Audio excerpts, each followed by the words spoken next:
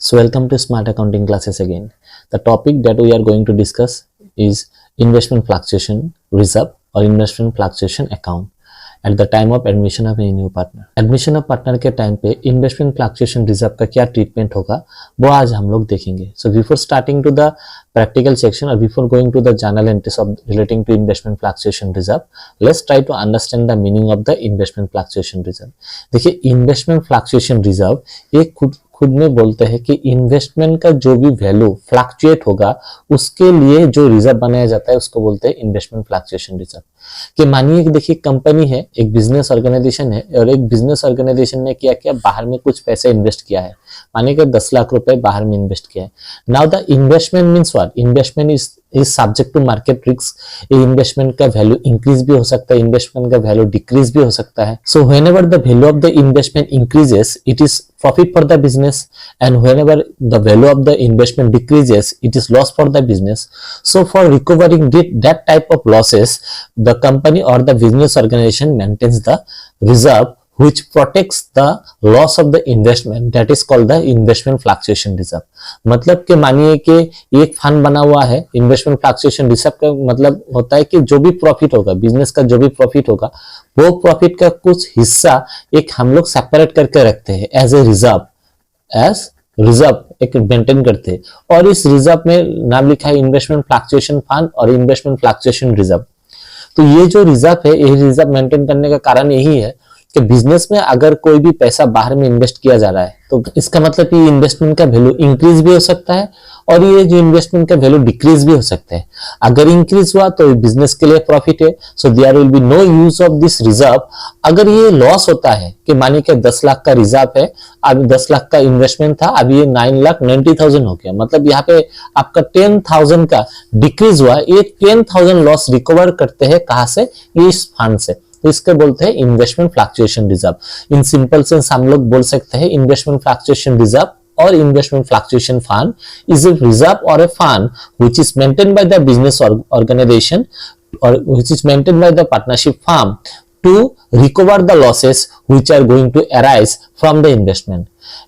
अगर बिजनेस का investment increase होता है, if the value of the investment increases, it is profit for the business.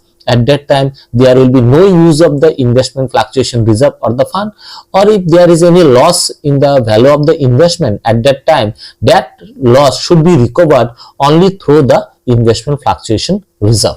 Okay, now let's move towards the journal entries and what are the various treatments need to be done at the time of admission of partner. तो देखिए journal entries करने के time पे हम लोगों का बहुत सारा कंडीशन मिलेगा, ये कंडीशंस को ध्यान से देखना है. तो जर्नल एंट्रीज देखिए, यहाँ पे हम लोग छोटा छोटा सा एक बैलेंस शीट बनाते जाएंगे. तो यहाँ पे बैलेंस शीट एक है और बैलेंस शीट में यहाँ पे लिखा हुआ है इन्वेस्टमेंट.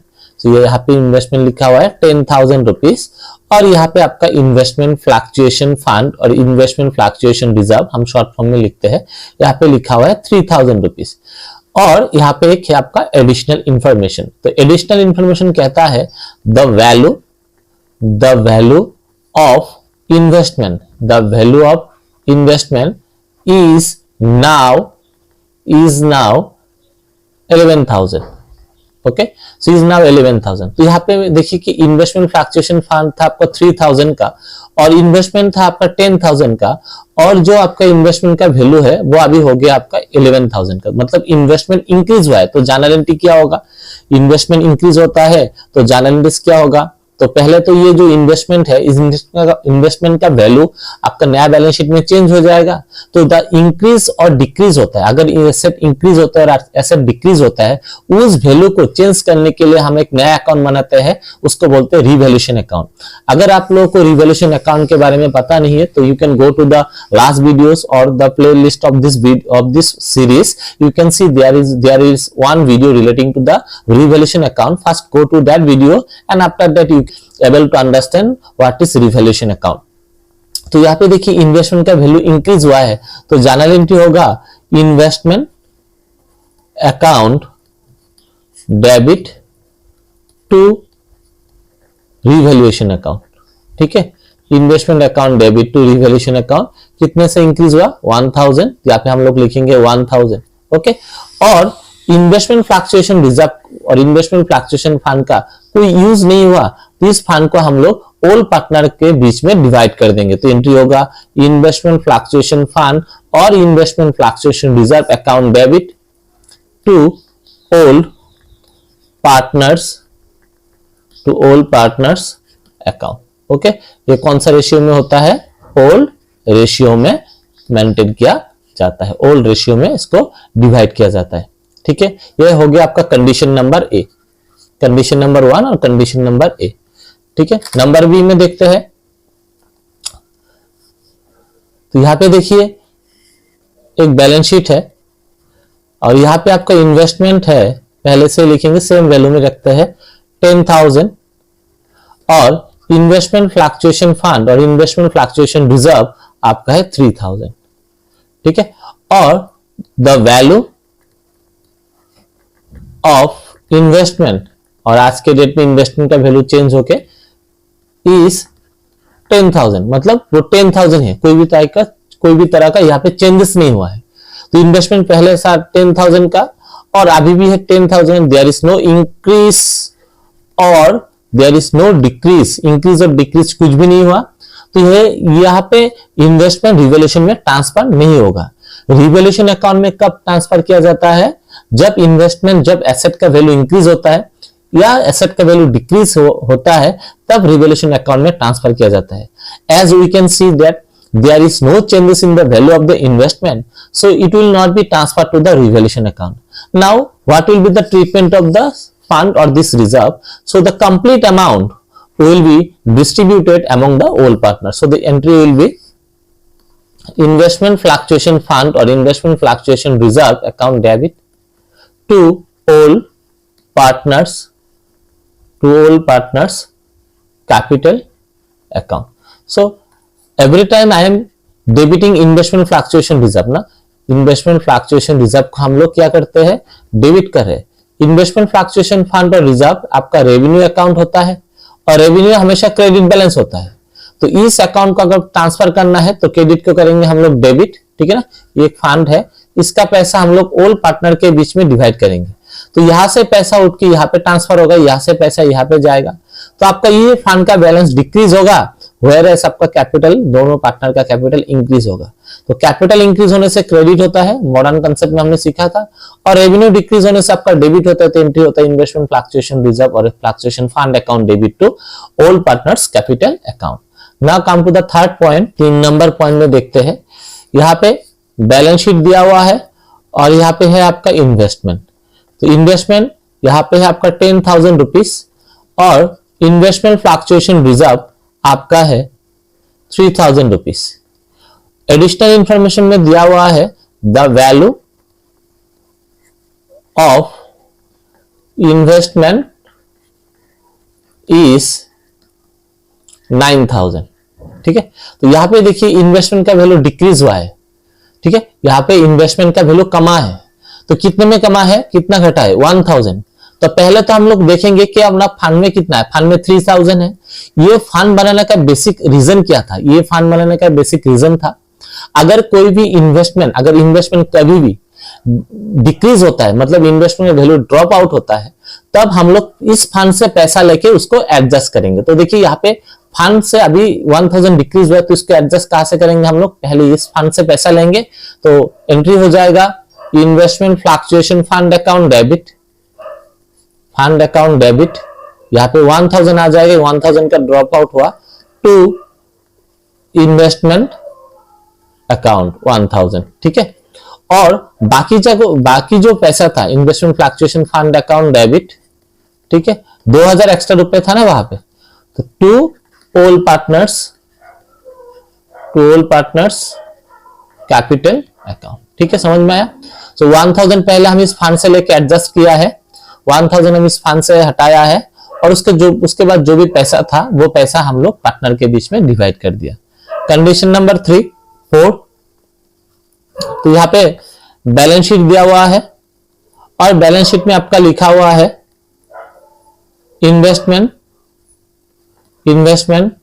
10,000, उसके बाद आपका यहाँ पे इन्वेस्टमेंट फ्लक्चुएशन फंड आपका हो गया 3,000 और यहाँ पे the value of investment is 6000। यहाँ पे इन्वेस्टमेंट का वैल्यू देखिए 6000 हो गया, इसका मतलब 4000 इन्वेस्टमेंट डिक्रीज हुआ है। तो आपका फंड में कितना है 3000, तो पहले तो आप 3000 यहां से हटा दीजिए। Investment fluctuation fund account debit, इस फंड को हटाना है to investment account, to investment account. इस फंड से आपका 3000 एडजस्ट हो जाएगा और जो भी बाकी 1000 जो एक्स्ट्रा है वो हम लोग रिवैल्यूएशन में ट्रांसफर करेंगे। Revaluation account debit to investment account 1000। ठीक है, हम लोग यहाँ पे 1000 ट्रांसफर कर दिया है। तो यहाँ पे देखिए हम लोग का कंडीशन क्या क्या मिला। पहला कंडीशन में अगर इन्वेस्टमेंट आपका 10,000 का है और फंड है आपका 3000, इन्वेस्टमेंट का वैल्यू अभी है 11,000, मतलब इन्वेस्टमेंट 1000 क्या हुआ, इंक्रीज हुआ। तो हम लोग लिखेंगे investment increase 1000 to revaluation account. और फंड में कोई अमाउंट, फंड से कोई अमाउंट डिडक्ट नहीं हो तो पूरा का पूरा अमाउंट ऑल पार्टनर के बीच में हम लोग ऑल रेशियो में डिवाइड कर देंगे। सेकेंड कंडीशन में हमने देखा कि इन्वेस्टमेंट है आपका 10,000 का और मार्केट में इन्वेस्टमेंट अभी भी 10,000 का ही है, so there is no increase और decrease in the investment, so it will not be transfer to the revaluation account and the remaining and the complete amount of investment fluctuation fund will be distributed among the all partners in old ratio. Okay, number 3, investment है आपका 10,000 का और value of investment हो गया आपका 9,000, इसका मतलब 1000 investment drop out हुआ। ये जो 1000 इन्वेस्टमेंट का वैल्यू घटा है तो हम लोग का फंड है 3000, तो यहां से हम लोग 1000 एडजस्ट करेंगे तो फंड का वैल्यू घटेगा, तो इन्वेस्टमेंट फ्लक्चुएशन फंड डेबिट हो जाएगा क्योंकि ये हमेशा क्रेडिट बैलेंस रहता है, ये हमेशा क्रेडिट बैलेंस होता है, तो ये हो जाएगा आपका debit. Investment fluctuation account will be और fund will be debited by rupees 1000 to investment account 1000 and the remaining 2000, the surplus amount will be distributed among the all partners in all ratio, so it will be investment fluctuation fund account debit to all partners capital account.